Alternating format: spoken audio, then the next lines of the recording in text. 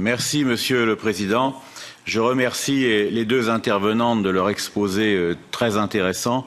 J'aurais une question pour le professeur Béraud.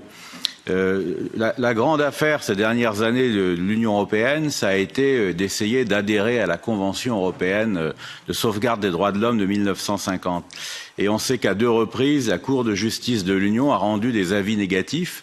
D'abord, il y a déjà longtemps, en 1996, et puis ensuite, plus récemment, le 18 décembre 2014. Et vous avez indiqué, Madame Béraud, que les négociations ont repris pour cette adhésion en 2020. Et moi, je suis un peu plus pessimiste que vous sur les chances d'aboutir, parce que parmi les arguments qui avaient été invoqués dans l'avis de 2014, il y a notamment l'article 344 du TFUE, qui donne une compétence exclusive à la Cour de justice de l'Union pour trancher les différends relatifs aux droits de l'Union. Et donc, je ne vois pas comment on va pouvoir surmonter cet écueil, parce qu'il est évident que si on adhère à la Convention de 1950, mécaniquement, la Cour européenne des droits de l'homme va devenir compétente pour trancher les litiges relatifs aux droits de l'homme en lien avec la Charte et en lien avec certaines dispositions du droit de l'Union.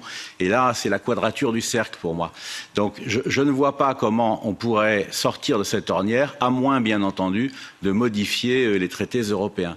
Donc, qu'en pensez-vous? Vous êtes plus optimiste apparemment, donc j'aimerais vous entendre sur les raisons de votre optimisme. Merci.